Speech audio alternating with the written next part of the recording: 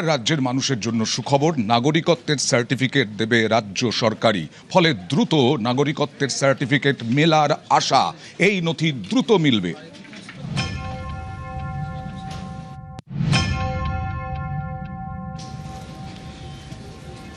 পশ্চিমবঙ্গ সহ সীমান্তবর্তী 6 রাজ্যের জন্য সিএএ সংক্রান্ত নতুন বিধি জারি করেছে স্বরাষ্ট্র মন্ত্রক।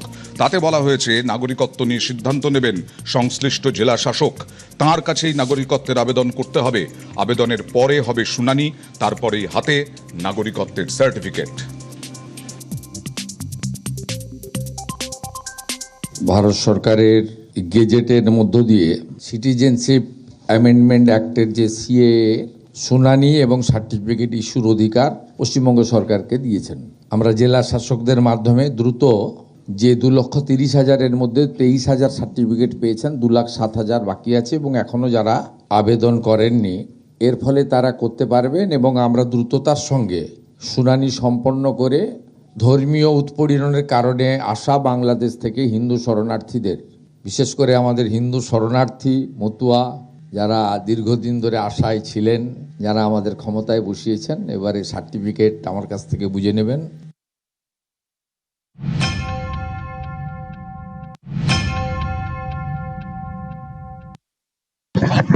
আরে সিএ হলো লক্ষণ কন্ডিশন দিয়ে মন, সিএর দ্বারাই নাগরিকত্ব পাবে জনগণ। যারা ভারত ভাগের বলি হয়ে ভারতে দিল দর্শন, সেই সব হিন্দু বাঙালিদের তরে এই সিএটি হলো আমাদের প্রধানমন্ত্রী লড়াই করে সিএ এনে দিল। তাই সবাই মিলে প্রধানমন্ত্রী জয়গান তোলো। এবার ডবল ইঞ্জিন সরকার মোদের সোনার বাংলায় এলো।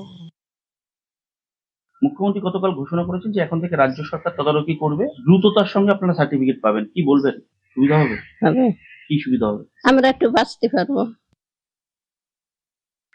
মুখ্যমন্ত্রী মহোদয় কথা দিয়ে কথা রেখেছেন, ওনাকে আমরা এজন্য ধন্যবাদ জানাচ্ছি।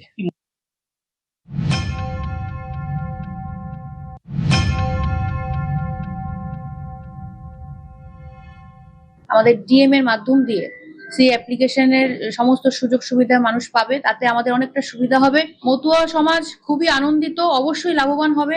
কেননা যখন ডিএম এর মাধ্যমে সেই অ্যাপ্লিকেশনটা সাকসেসফুলি হবে, তখন খুব তাড়াতাড়ি দ্রুততার সহিত ভোটারের নাম উঠে যাবে, সবকিছু মিটে যাবে। 19 থেকে বিজেপির যে পারফরমেন্স, এ রাজ্যে যে গ্রাফ উঠছে, সেটাকেই অনেকে মনে করছেন যে এই নাগরিকত্বের যে সার্টিফিকেট, তা বাংলাকে মাথায় রেখেই সিএ সার্টিফিকেট, বিশেষ করে মতুয়াদেরকে মাথায় রেখে। सबसे पहले हम सीएबी के माध्यम से आए हुए सारे हिंदू, सिख, बौद्ध, जैन, क्रिश्चियन शरणार्थियों को यहां नागरिकता देंगे।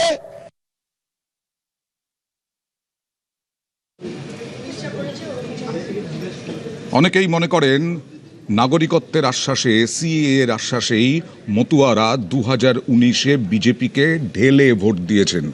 2019-এ সেইবার 18টা সিট জিতেছিল লোকসভা নির্বাচনে।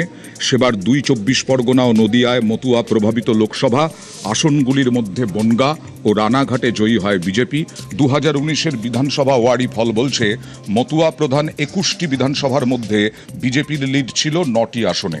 2 বছর পরে 21-এর বিধানসভা ভোটে 9টি কেন্দ্রে জয়ী হয় বিজেপি। 2024-এর লোকসভা ভোটে মতুয়া প্রভাবিত বনগাঁ ও রানাঘাট লোকসভা আসন ধরে রাখে এই গেরুয়া দল। সেবারও তারা 9টি আসনে লিড পায়। 2026-এর পালাবদলের ভোটে মতুয়া প্রভাবিত 21টি বিধানসভার মধ্যে 11টি আসনে পদ্ম জেতে। আর নির্বাচনের এই সব ফলই বলে দিচ্ছে, বিজেপির আশ্বাসে ভরসা রেখেছেন মতুয়ারা। মাননীয় মুখ্যমন্ত্রী যিনি ছিলেন আগে, তিনি তো বিরাট ক্ষতি করেছেন আমাদের। তখন যদি সিএর বিরোধিতা না করতেন, তাহলে ধীরে ধীরে ধীরে ধীরে সবাই করে করে সবারটাই হতো। উনি বলছিলেন সিএ করলে মুসলমানদের, এগুলো করা হচ্ছে কেন, মুসলমানদের তাড়িয়ে দেওয়া হবে, এগুলো তুমি বাংলাদেশি বলে দাগিয়ে দেওয়া হবে, ভয় পেয়ে অনেকে করেনি। এবার সবাই যখন দেখছে না, সবাই তো সিএ সার্টিফিকেট পাচ্ছে, এবার তৃণমূল যারা ছিল তারা আগে করতো না, এইবার তারা এমন ভিড় জমিয়েছে এখন, এই জন্যে এটা করা হয়েছে তাড়াতাড়ি করে যাতে সবাই পায়। আর এই সিএএ কে তখন সেই সময় তৃণমূল আটকাতে মরিয়া ছিল, এমনকি প্রচার করা হচ্ছিল তৃণমূলের পক্ষ থেকে যে সিএ হওয়া মানেই এনআরসি। যারা নাগরিকত্ব দেবে বলে চিৎকার করে তারা নাগরিকত্ব কেড়ে নেবার ব্যবস্থা করেন। সবটাই আমি জানি। এই এসআরএন নামে একটা এনআরসি করার প্রক্রিয়া চালাচ্ছিল, কিন্তু অপোজিশন স্টেটগুলো হচ্ছে ওদের টার্গেট, তার মধ্যে বাংলা অন্যতম টার্গেট। पूरे बंगाल को घुसपैठियों का स्वर्ग बनाया। उन्होंने सीएए का विरोध किया। अगर ममता बनर्जी सीएए का विरोध न करती तो एक एक बांग्लादेशी शरणार्थी को आज नागरिकता मिल गई हो। हिंदू शरणार्थियों को कहने आया हूं, आपको चिंता करने की जरूरत नहीं है। ऊपर भाजपा सरकार है, एक भी हिंदू शरणार्थी की नागरिकता नहीं जानी। আর তৃণমূলের এই বারবার প্রচারে মতুয়ারাও চিন্তায় পড়ে গিয়েছিলেন, সত্যি তারা নাগরিকত্ব পাবেন তো?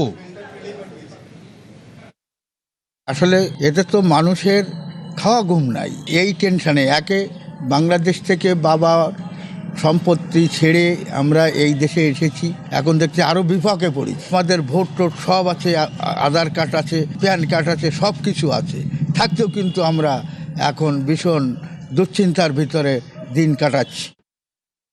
আগের সরকারের মুখ্যমন্ত্রী মমতা ব্যানার্জি এবং ওনার যে সঙ্গী সাঙ্গারা বিভিন্ন জায়গায় গিয়ে বলেছেন যে আপনারা সি অ্যাপ্লিকেশন করবেন না, সি অ্যাপ্লিকেশন করলে বেনাগরিক করে দেওয়া হবে, দেশের থেকে বের করে দেওয়া হবে, এরকম ভয় দেখিয়েছিল। তো অনেক মানুষ যারা আতঙ্কিত ছিল তারা ভয় পেয়েছিল, যার জন্য তারা পরবর্তীতে বুঝতে পেরেছে যে আমরা কি ভুলটাই না করেছি।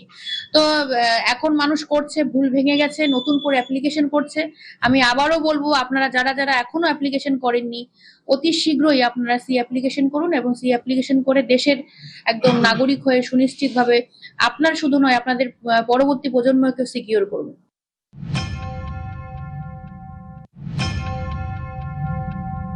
প্রতিশ্রুতি মতো কাজ, এবার আরো দ্রুত নাগরিকত্বের নথি মিলবে, কারণ নাগরিকত্বের সিদ্ধান্ত রাজ্য সরকারের উপরেই ছেড়েছে স্বরাষ্ট্রমন্ত্রক।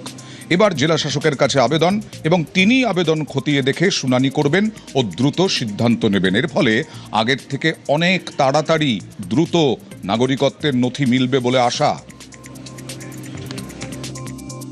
আমি চাইব যে যেটা বাংলাদেশের একটা প্রমাণ চাইছে, আমাদের জনপ্রতিনিধি যারা যেখানে আছেন সেই প্রমাণ, তার সার্টিফিকেটের যদি গুরুত্ব দেওয়া হয়, এটা আমি লিখিতভাবে জানাবো।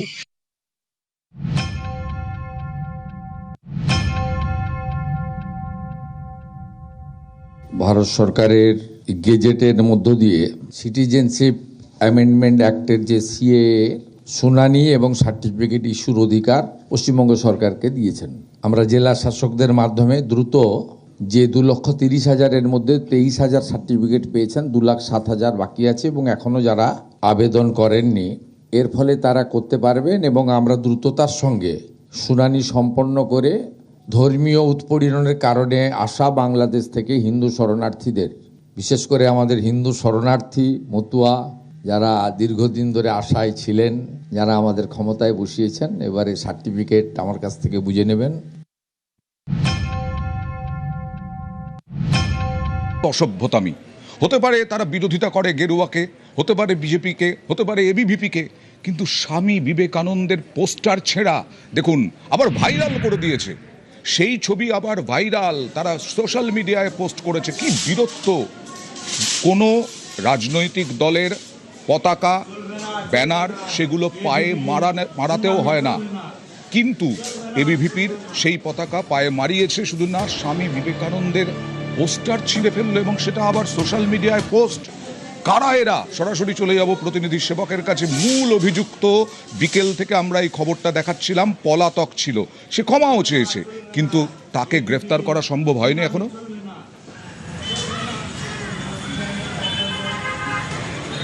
দেখো, পুলিশ যেটা জানাচ্ছে যে ঘটনার পর থেকে এই বেপাত্তা এই তারিক আনোয়ার গোপন ডেরা থেকে সে একটি ভিডিও বার্তা দিয়ে ভুল স্বীকার করে ক্ষমা প্রার্থনা করেছে এবং তাকে ছাড় দেওয়ার কথা বলেছে। কিন্তু যেহেতু অভিযোগ দায়ের হয়েছে এবং অভিযোগ এতটাই গুরুতর, সেক্ষেত্রে ছাড়ের কোনো প্রশ্নই ওঠে না। পুলিশ তদন্ত করছে এবং যত দ্রুত সম্ভব তাকে গ্রেপ্তার করে আইনের আওতায় আনা হবে। ইতিমধ্যেই এই ঘটনায় এই তারিক আনোয়ারের সহযোগী দুইজনকে গ্রেপ্তার করা হয়েছে, দেবজিৎ সাহা এবং অরিজিৎ রবিদাস। তারা দুজনেই প্রাক্তন ছাত্র এবং তৃণমূল ছাত্র পরিষদের সমর্থক, এমনটাই জানা যাচ্ছে। নিন্দার ঝড় উঠেছে বিভিন্ন মহলে, কারণ এর আগে আমরা মালদাতেই দেখেছিলাম চাচল কলেজে তখন রবীন্দ্রনাথ ঠাকুরের পোস্টার পোড়ানো হয়েছিল।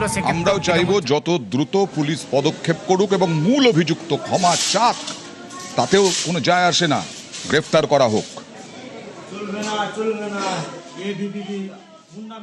তৃণমূল সরকার থাকাকালীন দেখেছি চাচল কলেজে রবীন্দ্রনাথ ঠাকুরের ছবি পড়ানো হয়েছিল। এই অভ্যাস এদের এখনও যায়নি। আমরা গত 22 তারিখে দেখলাম স্বামী বিবেকানন্দের ছবি ব্যানার এরা ছিঁড়ে এবং সাথে খলভারতীয় বিদ্যার্থী পরিষদের পতাকা ছিঁড়ে পা দিয়ে পদপৃষ্ট করে একটা খারাপ ইঙ্গিত দেখানোর চেষ্টা করে এবং তা গর্বের সহিত ইনস্টাগ্রামে আপলোডও করে। তার বিরুদ্ধে আমরা গত 23 তারিখ চাচল থানায় অভিযোগ জানাই। পুলিশ প্রশাসন আমাদের সহযোগিতা করেছে এবং তাদের গ্রেপ্তার করা হয়েছে। মূল অভিযুক্ত তারিক আনোয়ার সে এখনও পলাতক এবং বাকি যারা ছিল ঘটনাটাতে জড়িত তার মধ্যে 2 জনকে গ্রেপ্তার করা হয়েছে। বাধ্য হয়ে অবশেষে ক্ষমা চাইল ওই মূল অভিযুক্ত, কিন্তু এখনো বেপাত্তা। আমি তারিক আনোয়ার গৌড়বঙ্গ ইউনিভার্সিটির আন্ডারে শামসি কলেজে পড়াশোনা করি। আমি 2 দিন আগে একটা ভিডিও পোস্ট করেছিলাম, এই ভিডিওটা আর এই ভিডিওটা এবিপির মানে পতাকা ছেড়েছিলাম আর এবিপির পোস্টটা ছেড়েছিলাম।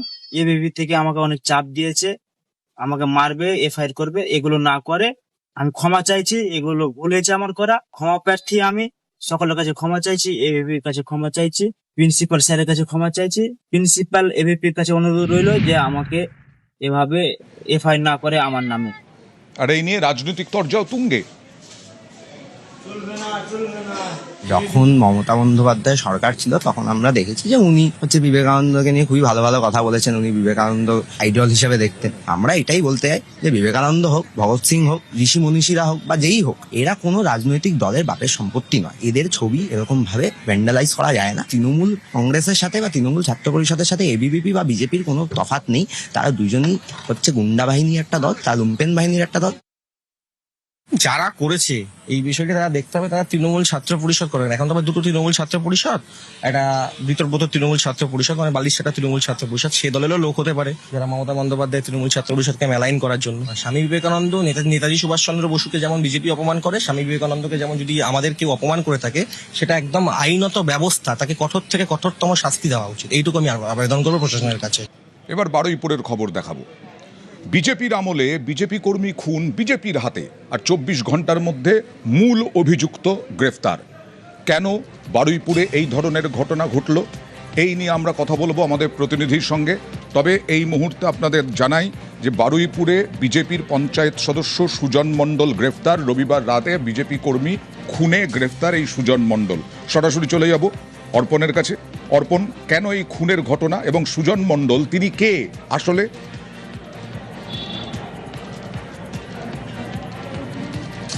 দেখো, সুজন মণ্ডল দীর্ঘদিনের বিজেপি কর্মী ছিলেন। পরবর্তী সময়ে পঞ্চায়েত নির্বাচনে তিনি হাড়দাহ গ্রাম পঞ্চায়েত থেকে বিজেপির হয়ে তিনি সদস্য পদ পান। কিন্তু তার বিরুদ্ধে একাধিক অভিযোগ রয়েছে। আর্থিক তছরূপ থেকে শুরু করে বিভিন্ন তার বিরুদ্ধে দল বিরোধী কার্যকলাপের জন্য তার যে মণ্ডল সভাপতি যেটা ছিল সেটা ক্যান্সেল করে দল। এরপরে দেখা যায় যে রাজ্যে পালাবদলের পর সেখানে এই যে সুজন, তিনি চাইছিলেন এলাকার যারা তৃণমূল কংগ্রেস কর্মী রয়েছেন, যারা এলাকায় তৃণমূল করেন, তাদেরকে যেমন সারা রাজ্যে দেখা যাচ্ছে তারা তৃণমূল থেকে বিজেপিতে ঢোকা চলে আসার জন্য একটা হিড়িক, তেমনই কিন্তু বারুইপুরের হাড়দাহ গ্রামেতে এটা ছিল। এবং তার জন্যে এই যে গ্রামের যত মানুষজন যারা বিজেপিতে আসতে চাইছিলেন, তাদের বিরুদ্ধে যেটা অভিযোগ যে এই হাড়দাহ গ্রামের যারা বিজেপি করতেন তাদেরকে ঘর ছাড়া করে রেখেছিলেন। আর সেই কারণেই বাপি প্রামাণিক তিনি তার বিরোধিতা করেন, আর এই বিরোধিতার জন্যই তাকে খুন করা হয়েছে, এমনটাই অভিযোগ করছেন তার পরিবারের লোকজন। তার মেয়ের কাছে একাধিকবার এই বাপি তিনি জানিয়েছিলেন যে টাকা 10 লক্ষ টাকা দিতে চাইছে, যারা আমাদেরকে মারধর করেছে, আমাদেরকে বাড়ি ছাড়া করেছে, তারা আমাদের দলে আসতে চাইছে এবং সুজন সেই সুযোগটা করে দিচ্ছে। এবং এই যে রাজনৈতিক যে বিবাদ, সেই বিবাদ থেকেই এই খুন প্রাথমিকভাবে এমনটাই পরিবারের তরফ থেকে অভিযোগ করা হয়েছে। সুজনকে নিজেদের হেফাজতে নিয়েছে। তোমাকে আরো পরিবারের তরফ থেকে কি অভিযোগ দেখুন।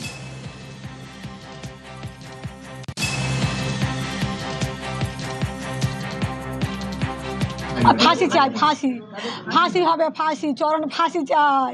আমার স্বামী যারা খুন করেছে ওদের আমরা ফাঁসি চাই। হ্যাঁ, আমি সুজনকে দেখেছি, সমীরকে দেখেছি, টিঙ্কর, বাপি ছিল, কনক ছিল, সবাই তৃণমূল। ওর সঙ্গে সবাই থেকে হাত মিলেছে। আমার সুজন ওর সঙ্গে হাত মিলেছে। ও বিজেপি ছিল, ওদের সঙ্গে হাত মিলেছে, মিলেই সর্বনাশটা করলো। সুজন সব করিয়েছে। পালা বদলের পর থেকেই বারবার তার দলের নেতাদের বা কর্মীদের তোলাবাজি নিয়ে হুঁশিয়ারি দিয়ে গেছেন বিজেপি সভাপতি শ্রমিক ভট্টাচার্য। এমনকি সুকান্ত মজুমদারও হুঁশিয়ারি দিয়েছেন তোলাবাজি বন্ধে। এবার একেবারে চিঠি দিলেন বিজেপি কর্মী নেতাদের উদ্দেশ্যে শ্রমিক ভট্টাচার্য তোলাবাজি বন্ধে, তোলাবাজিতে যুক্ত হলে দল দায়িত্ব নেবে না বলেও উল্লেখ করেছেন চিঠিতে। দুর্নীতি তোলাবাজির সঙ্গে কোনো আপোষ নয় বলেও উল্লেখ করেছেন চিঠিতে। আগেও যেটা বললাম, প্রকাশ্যে একাধিকবার বার্তা দিয়েছেন বিজেপি রাজ্য সভাপতি। আর বর্তমানকে সমর্থন প্রাক্তনের, কেন? শ্রমিকের চিঠি দিয়ে সতর্ক বার্তাকে সমর্থন প্রাক্তন সভাপতি সুকান্ত মজুমদারের।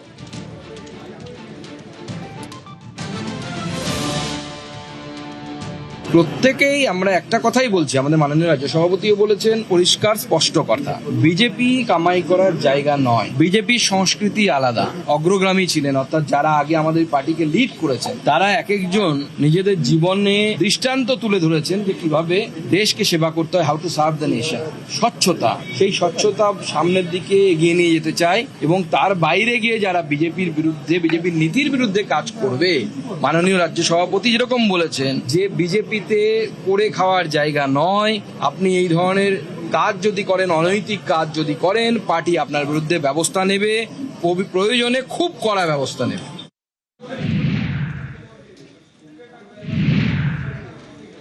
আপনাদের মনে করিয়ে দিয়ে আমরা প্রায় প্রতিদিন দেখাচ্ছিলাম রক্ত চোষা দুর্নীতি, কিভাবে দানের রক্ত বিক্রি হয়ে গেছে এই 15 বছরে। পাঁশকুড়ায় আরও একটা র্যাকেটের খোঁজ মিলল, আরও একটা রক্ত বিক্রির চক্র পাঁশকুড়ায়। সরাসরি চলে যাব, প্রতিনিধি রৌনকের সঙ্গে কথা বলবো। রৌনক, এই পাঁশকুড়ায় হাসপাতালে কিভাবে এই চক্র কাজ করত? দেখো, তোমাকে জানিয়ে রাখবো, গত সপ্তাহেই পাঁশকুড়ার এই সুপার স্পেশালিটি হসপিটালে রাজ্য পুলিশের অ্যান্টি কারাপশন ব্রাঞ্চের তরফ থেকে হানা দেওয়া হয় এবং সেখানে একজন মিডিল ম্যান শাহাবুদ্দিন নামে তাকে গ্রেফতার করে এসিবি। তাকে জিজ্ঞাসাবাদে উঠে আসে 3 জন ল্যাব টেকনিশিয়ানের নাম এবং সেই 3 জন ল্যাব টেকনিশিয়ানকেও আজ গ্রেফতার করা হয়। কিভাবে চক্র চলতো, একেবারে অভিনব পদ্ধতি। যে সংগঠনগুলিতেই রক্তদান শিবির হতো, সেখানে যারা রক্ত দিতেন সেখান থেকে একটি করে তাদেরকে ডোনার কার্ড দেওয়া হতো। সেই ডোনার কার্ড যারা রক্ত দিচ্ছে তাদের হাতে পৌঁছাতো না। এই যে মিডিল ম্যান, এরকম মিডিল ম্যানেরা সেই ডোনার কার্ড 100 থেকে 150 টাকার বিনিময়ে কিনে নিতেন এবং নিজেদের কাছে রাখতো। পরবর্তীতে বিভিন্ন ব্লাড ব্যাংকে গিয়ে সেই ডোনার কার্ডগুলো দেখিয়ে একেবারে বিনা পয়সায় ব্লাড কালেক্ট করা হতো এবং যে ব্লাডগুলো এই ডোনার কার্ড দেখিয়ে কালেক্ট করা হলো, সেই রক্তগুলোই কিন্তু বাজারে চড়া দামে রোগী এবং রোগীর পরিবারের কাছে বিক্রি করা হতো এবং এটা একটা বড় র্যাকেট। এই মিডিলম্যানরা গোটা কাজ করলেও এর সঙ্গে সরাসরি যোগ ছিল পাঁশকুড়ার এই 3 জন ল্যাব টেকনিশিয়ানের। তাদের সঙ্গে এই শাহাবুদ্দিনের ব্যাংক অ্যাকাউন্টে গত 2 মাসে প্রায় 1,40,000 টাকার লেনদেন পাওয়া গেছে, অর্থাৎ লক্ষ লক্ষ টাকার রক্ত বিক্রি করা হয়েছে। এবং এখানে এদের লিঙ্ক ছিল, এই ল্যাব টেকনিশিয়ানরাই মূলত জানতো এই হাসপাতালে কোথায় কোথায় রক্ত লাগতে পারে। এই ল্যাব টেকনিশিয়ানদের বিরুদ্ধে কি পদক্ষেপ পুলিশের এখনো পর্যন্ত, দুর্নীতি দমন শাখারও?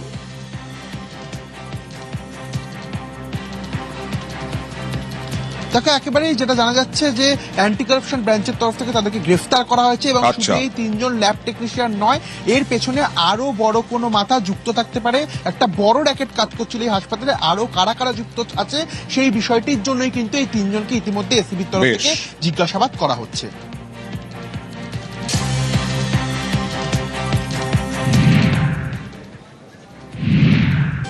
বিদ্যাসাগরের নামে তাঁরই গ্রামে, বীরসিংহ গ্রামে হাসপাতাল, সেই হাসপাতালের কি অবস্থা? স্বাস্থ্যকেন্দ্র, সেই স্বাস্থ্যকেন্দ্র ধুঁকছে, ডাক্তার নেই, স্বাস্থ্যকর্মী নেই, তাদের থাকার ভালো জায়গাও নেই। দেখুন, পশ্চিম মেদিনীপুরের বীরসিংহ গ্রাম ঈশ্বরচন্দ্র বিদ্যাসাগরের গ্রাম। এই গ্রামেই প্রথম দাতব্য চিকিৎসার আলো জ্বালিয়েছিলেন ঈশ্বরচন্দ্র বিদ্যাসাগর। কিন্তু বর্তমানে তার নামে নামাঙ্কিত হাসপাতালেই অন্ধকার, বেহাল অবস্থা। ডাক্তার নেই, হাই মাস্ট লাইট নেই, বাউন্ডারি ওয়াল নেই, যেন নেই রাজ্য বীরসিংহ গ্রামের বিদ্যাসাগর ব্লক প্রাথমিক স্বাস্থ্য কেন্দ্র।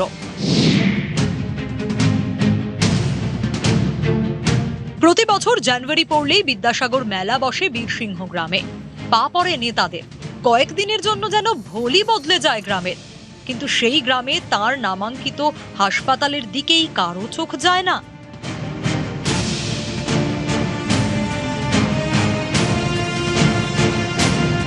সন্ধে হলেই আলোর অভাবে অন্ধকারে ঢেকে যায় হাসপাতাল চত্বর। পুরো বাড়ির চেহারা নিয়েছে স্টাফ কোয়ার্টারগুলিও। আমার পিছনে সারি সারি আবাসন রয়েছে এবং জঙ্গলে ভরে রয়েছে আবাসনগুলি এবং থাকার অনুপযুক্ত। কোথাও দরজা ভেঙে রয়েছে, কোথাও কংক্রিটে ফাটল ধরেছে, কোথাও গাছ বড় বড় তৈরি হয়েছে বিল্ডিং এর মধ্যে। এক কথায় এই পরিবেশে কিন্তু থাকতে পারছেন না স্বাস্থ্যকর্মী থেকে চিকিৎসকেরা। প্রচুর বন্টন আছে, সাপ খোপেরটা খুব ভয়, রাত্রেবেলা চলা যায়নি। লাইট তো গোটা রাস্তায় নেই, না লাইট সব জ্বলেনি, শুধু সামনেটুকুন জ্বলে, তার বাকি সব অন্ধকার। ভয় মানে শিয়াল মানুষকে ধরে ফেলছে, প্রচুর শিয়াল আছে, তো শিয়ালে বিশাল অত্যাচার। তৃণমূলের 15 বছরে রং হয়েছে, কিন্তু ডাক্তার, নার্স, চিকিৎসা পরিষেবাটা ডাউন হয়েছে। নার্সদের থাকার কোয়ার্টার নেই, জল পড়ছে। যে ডাক্তারবাবুরা সেবা দিবেন, পরিষেবা দিবেন, সেই ডাক্তারবাবুদের সাফিসিয়েন্ট থাকার কোয়ার্টার নেই। 30 বেডের এই হাসপাতালে রোজই রোগীর ভিড় লেগে থাকে, কিন্তু সেই হাসপাতালেই নেই পর্যাপ্ত ডাক্তার। 8 জনের বদলে কাজ চলছে মাত্র 4 ডাক্তারে। নেই মহিলা চিকিৎসক ও শিশু চিকিৎসক। হাসপাতালে প্রয়োজন আরো 3 নার্সের। এখানকার গ্রামের মানুষের দীর্ঘদিনের দাবি ছিল ওই হাসপাতালটাকে, গ্রামীণ হাসপাতালটাকে একটা ভালো জায়গায় নিয়ে যাওয়ার, কিন্তু মানুষের দাবিকে প্রাধান্য না দিয়ে ওখানকার বেহাল অবস্থার মধ্যে এই গ্রামীণ হাসপাতাল পড়ে আছে। মানুষ অত্যন্ত বিরক্ত। সময় পাল্টেছে, শাসক বদলেছে, স্বাস্থ্যের স্বাস্থ্য ফেরাতে উদ্যোগী রাজ্যের বর্তমান সরকার। যারা বিদ্যাসাগরকে বর্ণপরিচয় স্রষ্টা হিসেবে মানে না, তারা কি বিদ্যাসাগরের জায়গাটাকে উন্নত তৈরি করবে, এটা মানতে হবে। আমি নিজেও মাস 2 আগে ওখানে মিটিংয়ে গিয়েছিলাম, রোগী কল্যাণ সমিতির বৈঠকে। সেখানে একাধিক ডাক্তারবাবু থেকে, নার্স থেকে সবাই অভিযোগ করেছে। আমি চেষ্টা করেছি, ব্যবস্থা হচ্ছে। স্বাস্থ্য দপ্তরে আমরা আহ্বান জানিয়েছি কি কি আমাদের লাগবে। তৃণমূল জমানায় হাল ফেরেনি, পালা বদলের পর দিন বদলের আশায় বুক বাঁধছে বীরসিংহ গ্রাম। বীরসিংহ থেকে সুকান্ত চক্রবর্তী, নিউজ 18 বাংলা। শিল্প শহরে বিরাট শিল্পের উদ্বোধন। ষষ্ঠীর আগেই হলদিয়ায় 6000 কোটি টাকার ফেনাল প্ল্যান্টের উদ্বোধন।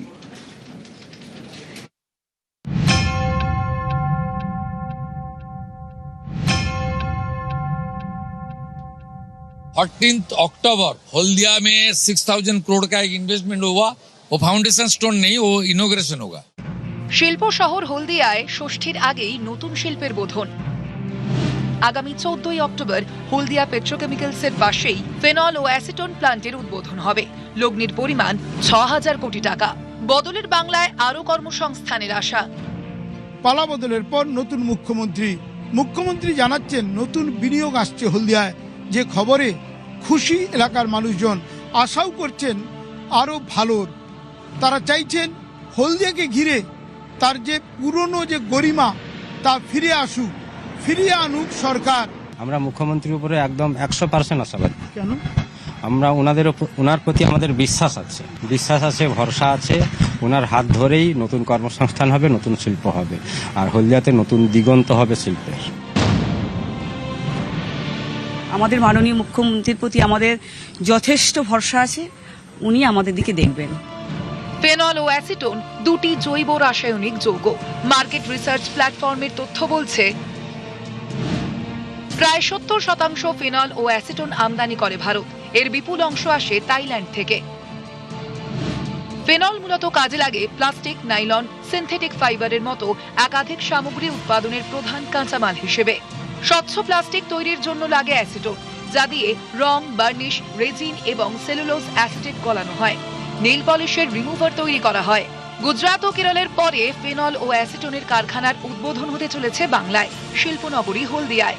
বিশেষজ্ঞদের মতে হলদিয়ায় ফেনল প্লান্ট তৈরি হলে বৈদেশিক নির্ভরতা অনেকটাই কমবে।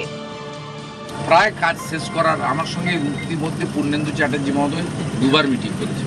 আমি চার্জ নেওয়ার পর থেকে দ্রুততার সঙ্গে কাজ শুরু করেছেন। তিনি আমার কাছে 3 মাস টাইম চেয়েছিলেন, ফাইনাল করে গেছেন যে 14 অক্টোবর মাতৃপক্ষ। আমি দুর্গাপুজোর মাসে এইটাকে আমি ডেডিকেট করব 14 অক্টোবর। উনি আমাকে আমন্ত্রণ করেছেন, আমি আমন্ত্রণ করব। নতুন বিনিয়োগ মানে নতুন কর্মসংস্থান। এলাকার মানুষজন অপেক্ষায় আছেন, তারা চাইছেন বিনিয়োগ বেশি বেশি আসুক হলদিয়ায়, হলদিয়ার হাল ফিরুক। হলদিয়া থেকে ক্যামেরায় পিন্টু সরকারের সঙ্গে সুজিত ভৌমিক, নিউজ 18 বাংলা।